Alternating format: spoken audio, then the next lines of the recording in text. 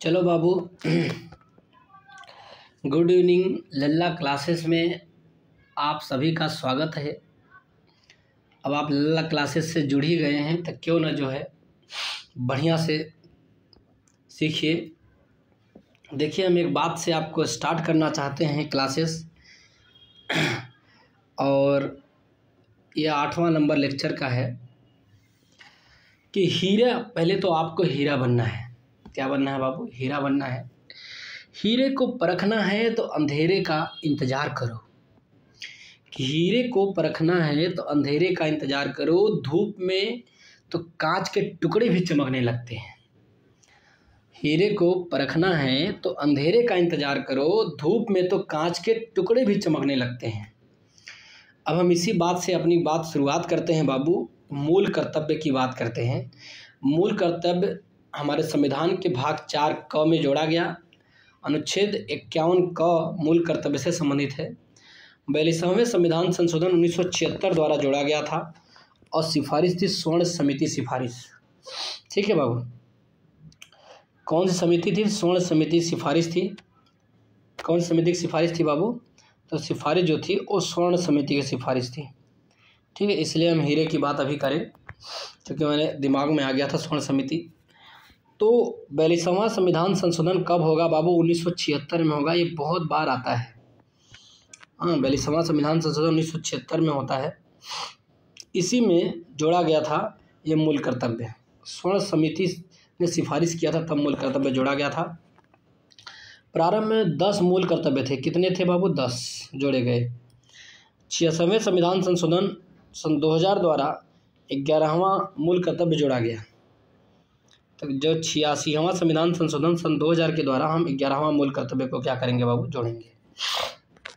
जब 86वां संविधान संशोधन सन 2000 में देखेंगे तो हमें 11वां मूल कर्तव्य जोड़ा गया। तो कोई पूछे कि 10वां मूल कर्तव्य था ही, 11वां कब जोड़ा गया? सन 2000 में। 86वां संविधान सन 2002 में, सन 2002 में 86वां संविधान संशोधन द्वारा जो है मूल कर्तव्य को जोड़ा गया। देखो बाबू, अब हम स्वर्ण सिंह समिति के सदस्य कौन कौन से बंदे थे उनके बारे में भी जान लें। भाई, स्वर्ण सिंह समिति इतना बड़ा काम करी तो उनके बारे में जानना तो जरूरी है। तो स्वर्ण सिंह अध्यक्ष थे, प्लस 11 सदस्य रहे, अर्थात टोटल 12 सदस्य थे। तो इतने लोग मिल करके जो है 11वां मूल कर्तव्य जोड़ा। वाह, 12 लोग सदस्य थे। मौलिक कर्तव्य क्या क्या हैं तो हम पूरा मौलिक कर्तव्य के बारे में देखेंगे। पहला जो मौलिक कर्तव्य है, संविधान, राष्ट्रगान आदि का पालन करना है। आप संविधान का पालन करिए, राष्ट्रगान का पालन करिए।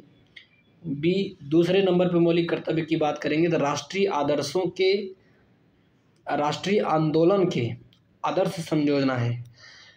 कहने का मतलब है कि जो भी बंदा राष्ट्रीय आंदोलन में भाग लिया है उनके आदर्शों को हमें संजो के रखना है। ये दूसरा मौलिक कर्तव्य है। तीसरा मौलिक कर्तव्य की बात करेंगे, संप्रभुता, एकता, अखंडता की रक्षा करनी है। हमारे संप्रभुता की, हमारे एकता की, हमारे अखंडता की क्या करनी है बाबू? रक्षा करनी है। क्या करनी है बाबू? रक्षा करनी है। तीसरी में बातें करती है। चौथी में क्या बात करता है? आह्वान करने पर देश सेवा करना है। चौथी में क्या करना है? चौथी मौलिक कर्तव्य में क्या करना है बाबू? चौथी जो मौलिक कर्तव्य जो है कि यदि आह्वान हो, देश हमारा आह्वान करे कि युद्ध हो, बाहरी क्षेत्र हो, तो हमें देश सेवा करनी चाहिए। ठीक है, हमारा एक मौलिक कर्तव्य होगा। और 5वां बातें करेगा, समान भ्रातृत्व भावना का विकास करना है। आपको क्या करना है बाबू? कि समान भ्रातृत्व भावना का विकास करना है, एक भाईचारा बना के रखना है। 5वां मौलिक कर्तव्य है। 6वां नंबर पे जब हम चलेंगे तो देखेंगे कि सामाजिक संस्कृति का महत्व समझें। हमारे जो हमारी संस्कृति है उसका हम महत्व समझने हैं 6वां पे। हमारी संस्कृति का, सामाजिक जो संस्कृति है ना, उसके महत्व को समझने के लिए हमें 6वां मौलिक कर्तव्य की बात करनी पड़ेगी। 7वां मौलिक कर्तव्य में प्राकृतिक पर्यावरण की रक्षा करना। ये तो आना ही था, 7 बार गरज पड़ने पे आया था, आना ही था ये। तो 7वां मौलिक कर्तव्य क्या है बाबू? 7वां मौलिक कर्तव्य है कि प्राकृतिक पर्यावरण की क्या करना है बाबू? रक्षा करनी है। ठीक है, आगे हम देखेंगे वैज्ञानिक दृष्टिकोण, मानववाद, विकास 8वां में है। अब 8वां आते आते अब हमको भाई अब विकास भी करना है, तो वैज्ञानिक दृष्टिकोण रखना है, मानववाद का विकास करना है। तो 8वां मौलिक कर्तव्य है कि हमें अपना दृष्टिकोण कैसा रखना चाहिए बाबू, नज़रिया कैसी रखनी चाहिए, तो वैज्ञानिक रखनी चाहिए। और मानववाद का विकास करना चाहिए, 8वां मौलिक कर्तव्य से जुड़ा हुआ है। 9वां मौलिक कर्तव्य की जब बात करेंगे हम, तो व्यक्तिगत एवं सामूहिक गतिविधि बढ़ावा करना है। देखो भाई काम तो करना ही है, तो व्यक्तिगत काम करो, सामूहिक गतिविधियों को बढ़ाओ। आप व्यक्तिगत गतिविधियां बढ़ाओ, सामूहिक गतिविधियां बढ़ाओ, और 9वें में है, तभी हमारे देश का विकास होगा, नहीं होएगा नहीं। और उसके बाद में 10वीं की बात होती है, सार्वजनिक संपत्ति की रक्षा करना है और हिंसा से दूर रहना है। अब 10वां में क्या, 10वां मौलिक कर्तव्य है कि हमारी जो सार्वजनिक संपत्ति है, माने सरकार की जो संपत्ति, उसकी हमें रक्षा करना है। क्या करना है बाबू, उसकी हमें रक्षा करना है और हिंसा से दूर रखना है, मारपीट नहीं करना है भाई, हिंसा से दूर रहो। आपका मौलिक कर्तव्य यही होना चाहिए, हिंसा से दूर रहिए और सार्वजनिक संपत्ति की रक्षा करिए, 10वां मौलिक कर्तव्य है। आगे हम आते हैं 11वां में क्या कहा गया है कि 6 से 14 वर्ष के बच्चों को शिक्षा प्रदान करना है। 86वें संविधान संशोधन सन 2002 से जोड़ा गया है। कब 86वें संविधान संशोधन सन 2002 से जोड़ा गया है। अब ये जोड़ा कैसे गया था, तो आपको बता दें, स्वर्ण सिंह समिति के द्वारा 12 सदस्य थे, तब जो है 11वां मौलिक कर्तव्य जोड़ा गया था, जो 6 से 14 वर्ष तक बच्चों को शिक्षा का अधिकार प्रदान करता है। ठीक है, आगे हम देखेंगे डीपीएसपी का आर्टिकल 49 राष्ट्रीय महत्व के स्मारकों और स्थानों की रक्षा करना। डीपीएसपी का हम आर्टिकल 49 देखेंगे, तो उसमें क्या कहा गया है कि जो राष्ट्रीय महत्व के स्मारक हैं बाबू, और स्थानों की रक्षा करना है। ठीक है, तो ये आर्टिकल 49 में यही है कि राष्ट्रीय महत्व के स्मारकों की क्या करना है बाबू, स्थानों की रक्षा करनी है। ठीक है, जैसे ताजमहल वगैरह हो गया। अब हम देखेंगे थोड़ी सी बातें, राष्ट्रपति।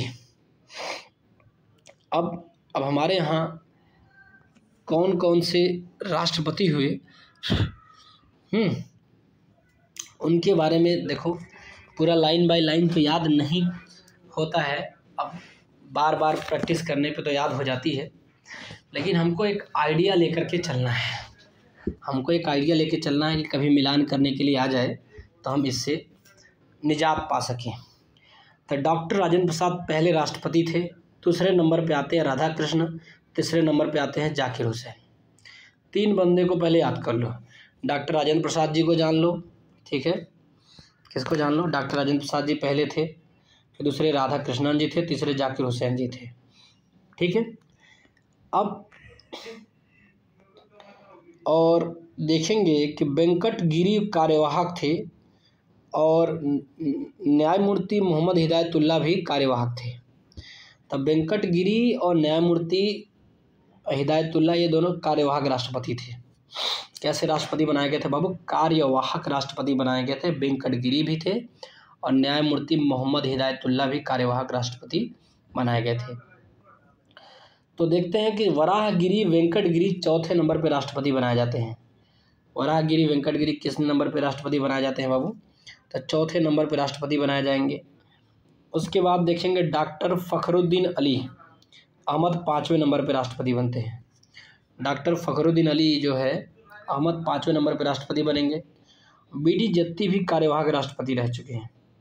बीडी जत्ती भी क्या रह चुके हैं बाबू, कार्यवाहक राष्ट्रपति तो 3 लोग कार्यवाहक राष्ट्रपति हो गए। एक वेंकटगिरी थे, दूसरा न्यायमूर्ति मोहम्मद हिदायतुल्लाह भी कार्यवाहक राष्ट्रपति रह चुके हैं, बीडी जत्ती भी कार्यवाहक राष्ट्रपति रह गए हैं।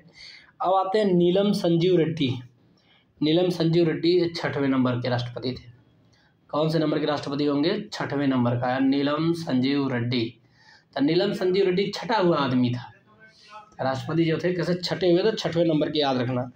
ज्ञानी जैल सिंह, अब 7वां नंबर जो होगा आदमी, वो बड़ा ज्ञान बांटेगा। क्या बांटेगा, ज्ञान बांटेगा। तो ज्ञानी जैल सिंह को याद रखना कि 7वें नंबर के राष्ट्रपति रह चुके हैं ये। और आर वेंकटरमन जो है ये कौन से नंबर के हैं बाबू, तो ये 8वें नंबर के राष्ट्रपति। आर वेंकटरमन ना तो 8 आ रहा है, ट आ रहा है, तो इसमें समझ लो कि आर वेंकटरमन किस नंबर के राष्ट्रपति हैं बाबू? तो आर वेंकटरमन जो है 8वें नंबर के राष्ट्रपति हैं। डॉक्टर शंकर दयाल शर्मा 9वें। अच्छा, नाउ लोग शर्मा हो जाते हैं, नाउ लोग को हम क्या बोलते हैं? शर्मा बोलते हैं। तो आप याद रखना कि डॉक्टर शंकर दयाल शर्मा जब भी राष्ट्रपति बनेंगे तो 9वें नंबर पर राष्ट्रपति बनेंगे। के आर नारायणन आएंगे तो 10वें नंबर पे। अब नारायण की बात है भाई, वाह, नारायण नारायण नारायण 10 बार जपना होता है, तो क्या बोलोगे? के आर नारायणन जो है 10वें नंबर पे राष्ट्रपति बने। APJ अब्दुल कलाम, अब भाई APJ अब्दुल कलाम समानता देखते थे, तो 11 एक एक देखेंगे 11 नंबर पे APJ अब्दुल कलाम राष्ट्रपति बन करके आते हैं। 12 नंबर पे प्रतिभा देवी सिंह पाटिल जी आती हैं, इनको तो हम जानते हैं। जब 12 नंबर पर प्रतिभा देवी सिंह पाटिल राष्ट्रपति बनती हैं तो तब मुझे मालूम चल गया था कि राष्ट्रपति कुछ होता है चीज़। प्रणब मुखर्जी जी को तो अच्छे से देखिए, 13वें नंबर पे मुखर्जी जी। प्रणब मुखर्जी जी 13वें नंबर पे आते हैं। रामनाथ कोविंद 14वें नंबर पे आते हैं। अब रामनाथ कोविंद के जाने के बाद कौन आती हैं? द्रौपदी मुर्मू जी आती हैं, 15वें नंबर के राष्ट्रपति आती हैं। ठीक है, तो आप याद रखना कि द्रौपदी मुर्मू जी 15वें नंबर पे आती हैं, कोई दिक्कत? रामनाथ कोविंद 14वें नंबर पे, प्रणब मुखर्जी जी 13वें नंबर पे, APJ अब्दुल कलाम 11वें नंबर पे, प्रतिभा देवी सिंह पाटिल 12वें नंबर पे, के आर नारायण 10वें नंबर पे, शंकर दयाल शर्मा चूँकि शर्मा जी हैं इसलिए 9वें नंबर पे, आर वेंकटरमन 8वें नंबर पे, ज्ञानी जैल सिंह 7वें नंबर पे, नीलम संजीव रेड्डी 6वें नंबर पे, BD जत्ती कार्यवाहक थे, डॉक्टर फखरुद्दीन अली अहमद 5वें नंबर पे थे, वराह वेंकटगिरी 4थे नंबर पे थे, न्यायमूर्ति मोहम्मद हिदायतुल्लाह कार्यवाहक थे, वेंकटगिरी कार्यवाहक थे, जाकिर हुसैन 3रे नंबर पे थे, राधा कृष्णन 2रे नंबर पे, राजेंद्र प्रसाद 1 नंबर पे। ठीक है बाबू, अब हम आगे बढ़ते हैं, देखते क्या करते हैं। तो आगे बढ़ते हैं और थोड़ी सी जानने की कोशिश करेंगे।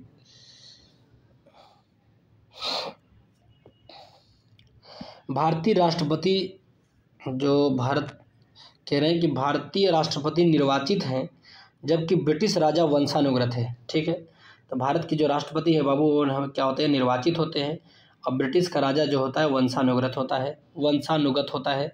भारतीय राष्ट्रपति केवल नाम मात्र है जबकि अमेरिकी के राष्ट्रपति वास्तविक है। ठीक है, तो भारतीय राष्ट्रपति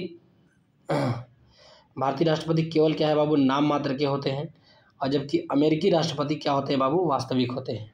ठीक है, क्योंकि अमेरिका में अध्यक्षात्मक शासन प्रणाली है और भारत में संसदीय प्रणाली है। ठीक है, अनुच्छेद 53 की बात करते हैं। अनुच्छेद 53 की जब भी बात करेंगे तो अनुच्छेद 53 में देखेंगे संघ की कार्यपालिका शक्ति राष्ट्रपति में ही निहित होती है। तो जो भी कार्य होगा राष्ट्रपति के नाम पे होगा, तो संघ की कार्यपालिका शक्ति राष्ट्रपति में निहित होती है, अनुच्छेद 53 में होता है। ठीक है, अनुच्छेद 53 में होता है। अनुच्छेद 74(1) की बात करेंगे हम। 74(1) में राष्ट्रपति अपने कृत्यों का प्रयोग मंत्रिपरिषद की सलाह पर करता है। तो आप याद रखना कि राष्ट्रपति जो होता है जो भी कार्य करेगा, जो भी कृत्यों का प्रयोग करेगा, वो क्या करेगा? राष्ट्रपति अपने कृत्यों का प्रयोग मंत्रिपरिषद की सलाह पर करता है। तो आपको बात याद होनी चाहिए कि राष्ट्रपति जो भी कार्य करेगा मंत्रिपरिषद की सलाह पे करेगा। आर्टिकल 74 क्लाज 1 में ऐसी बातें करी गई है। ठीक है, आर्टिकल 74 क्लाज 1 में ऐसी बातें करी गई है। ठीक है, आगे हम देखते हैं अनुच्छेद 53(1) में क्या कहा गया है? अपनी शक्ति का प्रयोग स्वयं अथवा अपने अधीनस्थ अधिकारियों द्वारा करेगा। तो राष्ट्रपति जो होगी अनुच्छेद क्लाज 1 अनुच्छेद 53 क्लाज 1 में राष्ट्रपति को क्या अधिकार है कि राष्ट्रपति अपनी शक्ति का प्रयोग राष्ट्रपति अपनी शक्ति का प्रयोग स्वयं अथवा अपने अधीनस्थ अधिकारियों के द्वारा करेगा। अपने अधीनस्थ अधिकारियों के द्वारा जो है करेगा राष्ट्रपति। 53 क्लाज 1 में बातें कही गई है। ठीक, और आर्टिकल 54 में क्या कहा गया है कि राष्ट्रपति के निर्वाचक मंडल में, अच्छा आर्टिकल 54 में निर्वाचक मंडल की बात हो रही है, तो राष्ट्रपति के निर्वाचक मंडल में लोकसभा के निर्वाचित सदस्य होंगे, राज्यसभा के निर्वाचित सदस्य होंगे और राज्य विधानसभा के निर्वाचित सदस्य होंगे, और दिल्ली और पुडुचेरी विधानसभा के निर्वाचित सदस्य होंगे। 17वें संविधान संशोधन 1992 में इतनी बातें कही गई थी। हम मान लो यदि हम राष्ट्रपति का चुनाव कराना चाहते हैं ना बाबू, राष्ट्रपति का चुनाव कराना चाहते हैं तो कौन कौन से लोग भाग लेंगे? आप लोकसभा के जो निर्वाचित सदस्य होते हैं वही भाग लेंगे, राज्यसभा के निर्वाचित सदस्य होंगे वो भाग लेंगे, और राज्य विधानसभा के निर्वाचित सदस्य जो होंगे वो भाग लेंगे। और दिल्ली और पुदुचेरी 2 केंद्र शासित प्रदेश हैं, यहाँ के विधानसभा के निर्वाचित सदस्य जो होंगे वो भाग लेंगे। बाकी 17वें संविधान संशोधन 1992 द्वारा यह प्रक्रिया लाई गई थी। ठीक है, राष्ट्रपति से संबंधित है 17वें संविधान संशोधन 1992 में। सोचो कितना बढ़िया, लोकसभा के निर्वाचित सदस्य, राज्यसभा के निर्वाचित सदस्य, राज्य विधानसभा के निर्वाचित सदस्य और दिल्ली और पुदुचेरी के विधानसभा के निर्वाचित सदस्य। आगे हम चलते हैं, अनुच्छेद 55 के अनुसार चुनाव का सूत्र देखेंगे कि चुनाव का सूत्र क्या होता है। अनुच्छेद 55 के अनुसार ही चुनाव, राष्ट्रपति के चुनाव का सूत्र है। विधानसभा के निर्वाचित सदस्य का जो मूल्य होगा ये देखेंगे हम, तो क्या होगा, राज्य की जनसंख्या बटा के राज्य के निर्वाचित सदस्य की संख्या गुणित 1000। विधानसभा क्या राज्य में होता है, ध्यान देना। तो विधानसभा के जो निर्वाचित सदस्य का मूल्य क्या होता है, तो राज्य की जनसंख्या कितनी है और राज्य के निर्वाचित सदस्य कितने हैं, गुणित 1000 से गुणा करेंगे तो हमें विधानसभा के निर्वाचित सदस्य का मूल्य प्राप्त हो जाएगा। दूसरी बातें देखेंगे हम, संसद के निर्वाचित सदस्य का मूल्य क्या होता है, तो सभी निर्वाचित विधानसभा, जितनी भी निर्वाचित विधानसभा सदस्यों के मतों का कुल मान देख लेंगे और निर्वाचित सांसदों की संख्या देख लेंगे तो हमको संसद के निर्वाचित सदस्य का मूल्य मिल जाएगा। ठीक है, अब संसद के निर्वाचित सदस्यों का मूल्य बहुत आसानी से मिल जाता है। जितना भी राज्य में विधानसभा है ना, उसके सदस्यों का कुल मान देख लेंगे, सदस्यों के मतों का कुल मान देख लेंगे, वोट का क्या मान रहा है, और जितने सांसद बने हुए हैं, निर्वाचित सांसद कितने बने हुए हैं, इतना कर देंगे तो हमको संसद के निर्वाचित सदस्य का मूल्य प्राप्त हो जाएगा। ठीक है बाबू, आगे बातें कही गई। 42वें संविधान संशोधन 1976 के अनुसार राष्ट्रपति 42वें संविधान संशोधन 1976 के अनुसार राष्ट्रपति के निर्वाचन में 1971 की जनगणना को आधार बनाया गया है। 42वें संविधान संशोधन 1976 के अनुसार राष्ट्रपति के निर्वाचन में 1971 की जनगणना को आधार बनाया गया। किसके आधार बनाया गया बाबू, 1971 की जनगणना को आधार बनाया गया है, जिसे 84वें संशोधन सन 2001 और 84वें संविधान संशोधन सन 2001 द्वारा 2026 तक यथावत निर्धारित किया गया है। कहा गया है कि राष्ट्रपति का जब निर्वाचन होता है तो जनगणना जो 1971 में हुई थी ना, उसी के आधार पर जो है चुनाव होगा। और 84वां संविधान संशोधन सन 2001 में आता है और उसमें कहा गया है कि 2026 तक जो है यथावत निर्धारित किया गया है, 2026 तक वही रहेगा, बदलेगा नहीं। ये बातें कौन से संविधान संशोधन में कही गई है, तो 42वें संविधान संशोधन 1976 के अकॉर्डिंग। ठीक है, जो 1971 की जनगणना को आधार माना गया है। आगे हम देखेंगे,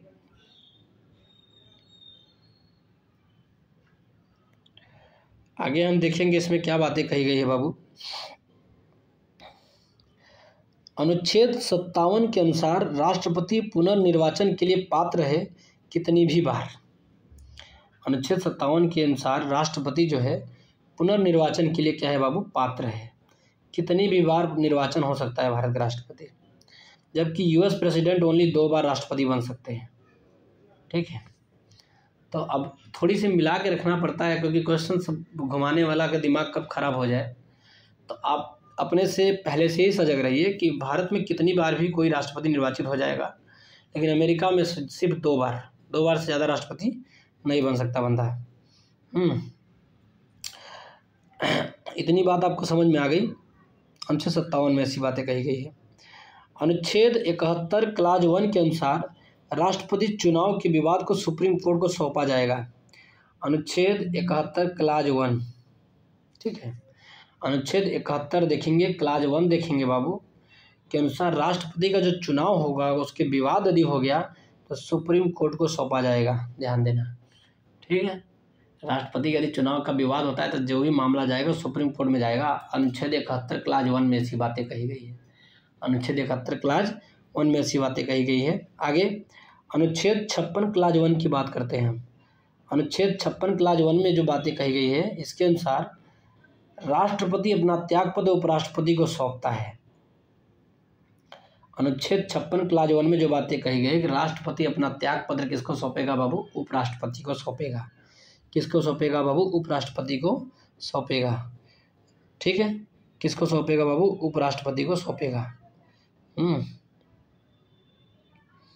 अब आगे हम देखेंगे अनुच्छेद 72 के अनुसार क्षमादान की शक्ति राष्ट्रपति को है। राष्ट्रपति को क्षमादान की शक्ति किससे है? अनुच्छेद 72 के अनुसार है। और राज्यपाल को 161 के तहत ना। आगे हम देखेंगे, अब राष्ट्रपति क्षमादान की शक्ति तो है, तो क्षमा कर सकता है, आपके केस को क्षमा कर देगा, आपके सज़ा को क्षमा कर देगा, लघुकरण कर देगा, सज़ा को छोटा कर देगा, परिहार टाल भी सकता है, विराम लगा सकता है, प्रविलंबन लेट भी कर सकता है। तो राष्ट्रपति के पास क्षमा करने की शक्ति है, लघुकरण की शक्ति है, परिहार की शक्ति है, विराम की शक्ति है और प्रविलंबन की शक्ति है। इतनी बात याद रखना। 5वीं अनुसूची में वर्णित अनुसूचित क्षेत्र, मतलब जो क्षेत्र 5वीं अनुसूची में अनुसूचित क्षेत्र वर्णित है उसमें राष्ट्रपति आदेश द्वारा घोषित होता है। वो राष्ट्रपति, तो देखा आपने कि जो 5वीं अनुसूची में वर्णित अनुसूचित क्षेत्र है राष्ट्रपति आदेश द्वारा घोषित होता है, राष्ट्रपति आदेश द्वारा समाप्त हो जाता है, राज्यपाल से परामर्श के पश्चात राष्ट्रपति आदेश द्वारा उसका विस्तार होता है। ठीक है, तो जब भी राज्यपाल से परामर्श करेगा राष्ट्रपति, उसके बाद में राष्ट्रपति आदेश द्वारा उसका विस्तार हो जाएगा। किस राष्ट्रपति को दार्शनिक राजा अथवा दार्शनिक शासक कहा जाता है? तो डॉक्टर सर्वपल्ली राधाकृष्णन को। अच्छा, डॉक्टर सर्वपल्ली राधाकृष्णन जी थे, ये इनको दार्शनिक राजा कहा जाता था। क्या कहा जाता था बाबू? तो दार्शनिक राजा। दार्शनिक राजा और दार्शनिक शासक डॉक्टर सर्वपल्ली राधाकृष्णन को कहा गया है। ठीक है, कौन से राष्ट्रपति ट्रेड यूनियन आंदोलन से संबंध रहा है? कौन से राष्ट्रपति का संबंध ट्रेड यूनियन आंदोलन से था? कौन सा आंदोलन था बाबू? ट्रेड यूनियन आंदोलन था, बीबी गिरी। अब बीबी गिरी जी थे, अब इनकी बीबी थी भाई, इनकी बीबी थी, तो भाई उसके लिए व्यापार नहीं करेंगे, यूनियन नहीं बनाएंगे, तो पैसे कहाँ से आएगा? तो याद रखने के लिए ट्रिक है कि ट्रेड यूनियन आंदोलन से कौन सा राष्ट्रपति जुड़ा हुआ है? तो बीबी गिरी जुड़े हुए हैं। भ्रष्ट आचरण के आरोप में सुप्रीम कोर्ट में कौन राष्ट्रपति उपस्थित हुआ है? तो बीबी गिरी जी। अब भाई आचरण भी भ्रष्ट करें, बीबी गिरी जी जो है भ्रष्ट आचरण के आरोप में सुप्रीम कोर्ट में प्रस्तुत होना पड़ा इनको, तो बीबी गिरी को होना पड़ा। कोई दिक्कत नहीं होनी चाहिए अब हमको। अब हम देखेंगे उपराष्ट्रपति के बारे में। अब उपराष्ट्रपति कौन कौन से लोग बने हैं आज तक? तो डॉक्टर सर्वपल्ली राधाकृष्णन जो है राष्ट्रपति भी रह चुके हैं और उपराष्ट्रपति, पहले उपराष्ट्रपति बनते हैं डॉक्टर सर्वपल्ली राधाकृष्णन जी। दूसरे नंबर पे जाकिर हुसैन, ये भी राष्ट्रपति रह चुके हैं, तो दूसरे नंबर पे ये उपराष्ट्रपति बनते हैं। बीबी गिरी भी, ये भी उपराष्ट्रपति बनते हैं, मतलब जो राष्ट्रपति रहा है वो भी उपराष्ट्रपति भी रह चुका है। तो डॉक्टर सर्वपल्ली राधाकृष्णन नंबर 1 राष्ट्रपति रह के उपराष्ट्रपति बने, जाकिर हुसैन भी दूसरे नंबर पे उपराष्ट्रपति बने हैं, तीसरे नंबर पे बीबी गिरी उपराष्ट्रपति बने हैं, चौथे नंबर पे जो उपराष्ट्रपति बनेगा गोपाल स्वरूप पाठक। गोपाल स्वरूप पाठक, ये नए नाम हैं, चौथे नंबर पे उपराष्ट्रपति बनते हैं। यदि कोई मिलाने के लिए आ जाए कि कोई उपराष्ट्रपति रह चुके हैं कि नहीं रह चुके हैं, तो हाँ ये रह चुके हैं। बीडी जत्ती भी जो है उपराष्ट्रपति रह चुके हैं 5वें नंबर पे। और 6वें नंबर पे कार्यवाहक उपराष्ट्रपति थे मोहम्मद हिदायतुल्लाह जी। क्या जी? मोहम्मद हिदायतुल्लाह, आप उपराष्ट्रपति भी रह चुके हैं। 7वें नंबर पे आर वेंकट रमन जी हैं उपराष्ट्रपति के पद पे, लेकिन राष्ट्रपति की पद की जब भी आया था आर वेंकट रमन राष्ट्रपति भी रह चुके हैं। शंकर दयाल शर्मा जी 8वें नंबर पे, शंकर दयाल शर्मा जी 8वें नंबर पे उपराष्ट्रपति हैं। शंकर दयाल शर्मा जी 8वें नंबर के उपराष्ट्रपति हैं और क्या नारायणन 9वें नंबर के उपराष्ट्रपति हैं। ठीक है, क्या नारायणन जो है बाबू 9वें नंबर के उपराष्ट्रपति हैं। कोई दिक्कत? डॉक्टर के कृष्णकांत जी 10वें नंबर के उपराष्ट्रपति हैं। डॉक्टर के कृष्णकांत जी जो हैं 10वें नंबर के उपराष्ट्रपति हैं। भैरव सिंह शेखावत 11वें नंबर के उपराष्ट्रपति हैं। भैरव सिंह शेखावत 11वें नंबर के उपराष्ट्रपति हैं। मोहम्मद हामिद अंसारी 12वें नंबर के थे, तो इनके बारे में मैंने नाम सुना है, इनके बारे में मैं जानता हूँ। एम वेंकैया नायडू को भी जानता हूँ, 13वें नंबर के उपराष्ट्रपति हैं ये, एम वेंकैया नायडू। और जगदीप धनखड़ जी 14वें नंबर के उपराष्ट्रपति हैं। जगदीप धनखड़, जगदीप धनखड़ 14वें नंबर के उपराष्ट्रपति। जगदीप धनखड़ उपराष्ट्रपति हैं, 14वें नंबर के हैं। ठीक है, सरसरी नज़र से इसको देख लेना आप लोग, और कभी कभी मिलान करने के लिए आ जाता है कि इनमें से कौन उपराष्ट्रपति रह चुका है, राष्ट्रपति रह चुका है, तो थोड़ी बातें ध्यान देना। देखो सारे क्वेश्चंस जो भी मैंने नोट्स बनाए हैं, ये नोट्स बना हुआ है सारा के सारा घटना चक्र से, पूरा घटना चक्र। अब घटना चक्र में पूरा एनसीईआरटी का सार भी होता है, तो मालूम है पूरी किताबों का सार से क्वेश्चंस पूछे जाते हैं, तो घटना चक्र से हम नोट्स बनाए हैं। अब उस पर आप ध्यान रखना। अनुच्छेद 66 क्लाज 1 के अनुसार उपराष्ट्रपति निर्वाचक मंडल, अनुच्छेद 66 क्लाज 1 के अनुसार उपराष्ट्रपति का निर्वाचक मंडल लोकसभा प्लस राज्यसभा के समस्त सांसद। अच्छा, उपराष्ट्रपति का निर्वाचक मंडल में कौन कौन होंगे? तो लोकसभा प्लस राज्यसभा के समस्त सांसद, जितने सांसद होंगे लोकसभा के प्लस राज्यसभा के, चाहे निर्वाचित हों चाहे मनोनीत हों, वो सब मिल करके हम उपराष्ट्रपति का निर्वाचक मंडल बनता है। लोकसभा और प्लस राज्यसभा, बस इतना ही ध्यान देना है उपराष्ट्रपति में। लोकसभा और प्लस राज्यसभा के समस्त सांसद, चाहे मनोनीत हो चाहे निर्वाचित हो, सब लोग मिल करके उपराष्ट्रपति का निर्वाचन करते हैं, निर्वाचक मंडल बनता है। यदि उपराष्ट्रपति का निर्वाचक मंडल जब भी बनेगा तो लोकसभा के समस्त सांसद, चाहे निर्वाचित हो चाहे मनोनीत, प्लस राज्यसभा के समस्त सांसद, चाहे निर्वाचित हो मनोनीत, सब लोग मिल करके जो है निर्वाचक मंडल बनाएंगे। 16वें उपराष्ट्रपति के चुनाव 2022 में निर्वाचक मंडल, अब 16वें उपराष्ट्रपति के चुनाव जो 2022 में हुए, निर्वाचक मंडल में राज्यसभा से 233 निर्वाचित सदस्य थे और राज्यसभा से 12 मनोनीत थे और लोकसभा से 543 निर्वाचित, टोटल 788 लोग मिल करके जो है उपराष्ट्रपति का निर्वाचक मंडल बनाए थे। लोकसभा से 2 आंग्ल निर्वाचन मनोनीत सदस्य समाप्त हो गए हैं। तो लोकसभा से जो 2 आंग्ल निर्वाचन मनोनीत सदस्य थे वो समाप्त हो गए हैं। जगदीप धनखड़ विजयी हुए, व्यक्तिगत क्रम पे 14वें नंबर के हैं। व्यक्तिगत क्रम से 14वें नंबर के उपराष्ट्रपति जगदीप धनखड़ जी। टोटल जगदीप धनखड़ का जब चुनाव हुआ था, निर्वाचक मंडल बना था, 788 लोग थे। राज्यसभा से 233 निर्वाचित थे और 12 मनोनीत थे और लोकसभा से 543 निर्वाचित सदस्य थे। इन सभी को मिलाकर के निर्वाचक मंडल बनाया गया उपराष्ट्रपति का। आगे हम देखेंगे आर्टिकल 64 के और आर्टिकल 89 क्लाज 1 के अनुसार उपराष्ट्रपति राज्यसभा का पदेन सभापति होता है। उपराष्ट्रपति की जो है राज्यसभा का पदेन सभापति क्यों होता है बाबू? क्योंकि आर्टिकल 64 के अनुसार और आर्टिकल 89 क्लाज 1 के अनुसार, 89 क्लाज 1 के अनुसार, 64 और 89 क्लाज 1 के अनुसार जो है उपराष्ट्रपति क्या होता है बाबू? राज्यसभा का जो होता है एक पदेन सभापति होता है। राज्यसभा का पदेन सभापति 64 और 89 क्लाज 1 के अनुसार होता है उपराष्ट्रपति। उपराष्ट्रपति को पद से हटाने के लिए राज्यसभा में प्रस्तुत एवं सामान्य बहुमत से पारित संकल्प जिससे लोकसभा सहमत हो, अनुच्छेद 67 में ऐसी बातें कही गई है। यदि उपराष्ट्रपति को हटाना है पद से तो राज्यसभा में प्रस्तुत होगा। पहले कहाँ पे बाबू? राज्यसभा में प्रस्तुत होगा और सामान्य बहुमत से प्रस्तुत होगा, और जिससे लोकसभा भी सहमत हो जाए तो उपराष्ट्रपति हट जाता है। अनुच्छेद 67 के तहत उपराष्ट्रपति क्या होता है बाबू? हटता है। अनुच्छेद 67 के तहत उपराष्ट्रपति हटेगा, लेकिन राज्यसभा में सामान्य बहुमत से उपराष्ट्रपति को हटा दिया जाता है और लोकसभा भी सहमत हो जाए, बस। आगे हम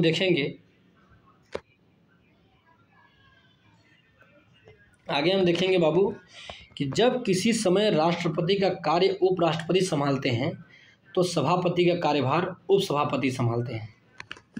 ठीक है, कहने का मतलब कि जब किसी समय राष्ट्रपति का कार्यभार उपराष्ट्रपति संभाल ले, ठीक है, राष्ट्रपति का कार्यभार कौन संभाले? उपराष्ट्रपति संभाल ले, तो सभापति का कार्यभार जो है उपसभापति संभालेंगे। ठीक है, कोई दिक्कत नहीं है। आगे हम देखेंगे डॉक्टर सर्वपल्ली राधाकृष्णन यूएसएसआर में भारतीय राजदूत थे। अब सोचो, यूएसएसआर रसिया में भारतीय राजदूत बन करके गए थे डॉक्टर सर्वपल्ली राधाकृष्णन। बाप रे बाप, दार्शनिक भी बंदा था ये डॉक्टर सर्वपल्ली राधाकृष्णन। राष्ट्रपति भी बना, उपराष्ट्रपति भी बना। वाह वाह डॉक्टर सर्वपल्ली राधाकृष्णन। आगे हम देखेंगे, बीबी गिरी श्रीलंका में राजदूत थे भारतीय उच्चायुक्त के। अब बीबी गिरी की जो पत्नी थी वो श्रीलंका से जुड़ी थी, काली थी श्रीलंका से जुड़ी थी। तो एक याद रखना कि बीबी गिरी श्रीलंका में राजदूत थे और भारतीय उच्चायुक्त के। किसके बाबू? भारतीय उच्चायुक्त के। ठीक है। के.आर. नारायण चीन में राजदूत थे बाबू। और के.आर. नारायणन कहाँ पे राजदूत थे? चीन में थे। मतलब राष्ट्रपति जो थे वो राजदूत भी रह चुके हैं। के.आर. नारायणन चीन में राजदूत थे, बीबी गिरी जी श्रीलंका में राजदूत थे, डॉक्टर सर्वपल्ली राधाकृष्णन अमेरिका में राजदूत थे। अरे सॉरी, अमेरिका कह रहे हैं, यूएसएसआर रूस में राजदूत थे। सॉरी भैया। डॉक्टर सर्वपल्ली राधाकृष्णन राजदूत कहाँ के थे? भारतीय राजदूत तो यूएसएसआर के थे। नोट, उपरोक्त सभी उपराष्ट्रपति बनने से पहले विभिन्न देशों में राजदूत थे। सभी उपराष्ट्रपति बनने से पहले सभी जो है विभिन्न देशों में क्या थे बाबू? ये राजदूत रह चुके हैं। ठीक है। आगे हम देखेंगे,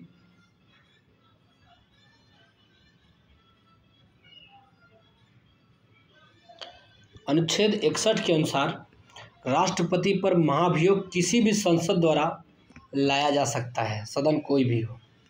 ठीक है। किसी भी सदन से हम राष्ट्रपति पर महाभियोग लगा सकते हैं, कोई भी सदन हो, चाहे लोकसभा हो चाहे राज्यसभा हो।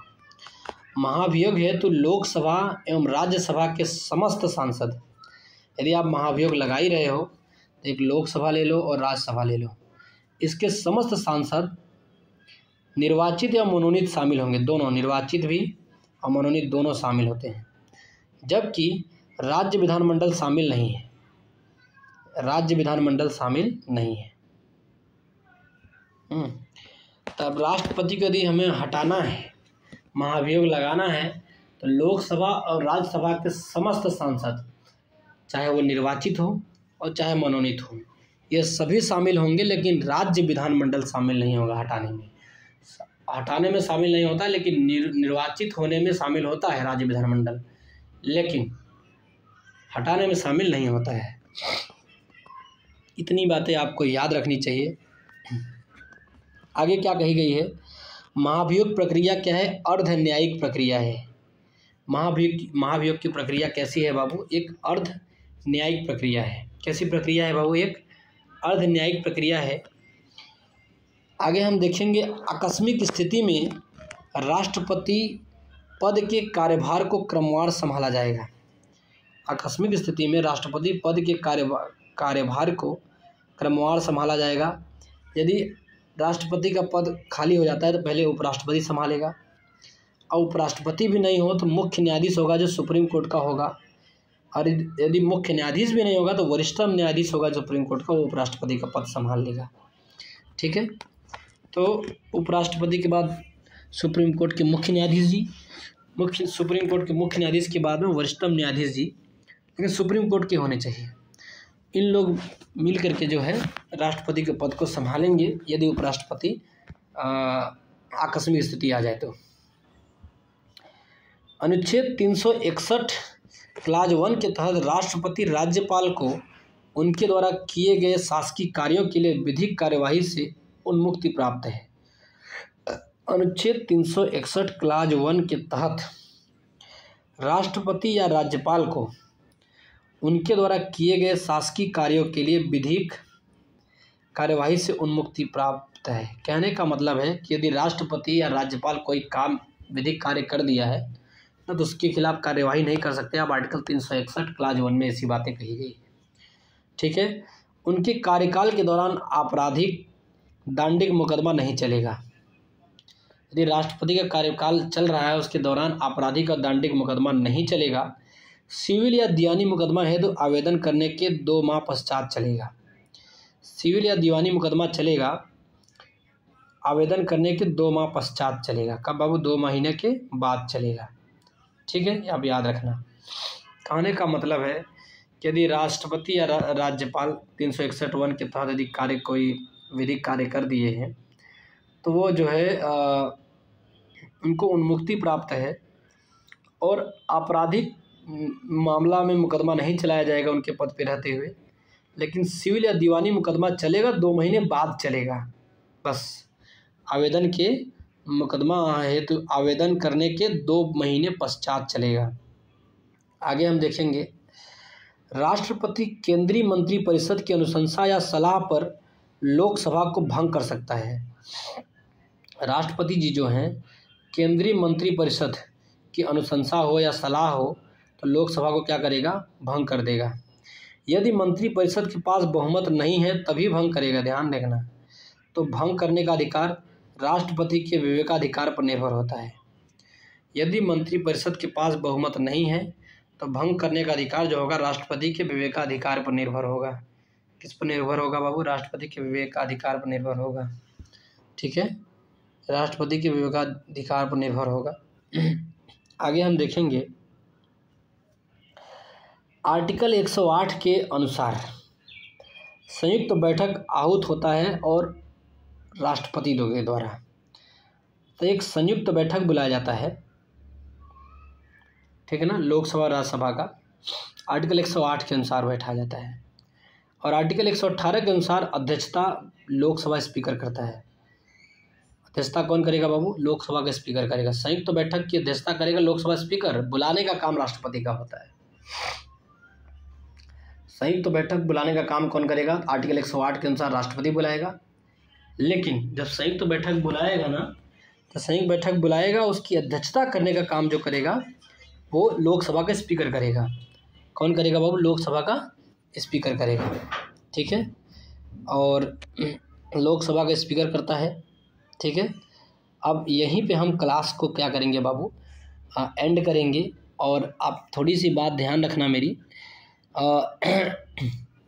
हम एक शब्द आपसे बोलना चाहते हैं, एक वर्ड बोलना चाहते हैं कि विश्वास रखो, सफलता का सिर्फ एक ही रास्ता होता है और वह है मेहनत करना। ठीक है, आप अपने आप विश्वास रखिए और मेहनत करते रहिए। डेफिनेटली वन डे आप एक दिन जो है अपने हाईएस्ट पोजीशन पे पहुंचेंगे। और आप लोग स्वस्थ रहिए और जो है लल्ला क्लासेस को सब्सक्राइब करिए, कमेंट करिए, शेयर करिए। ठीक है।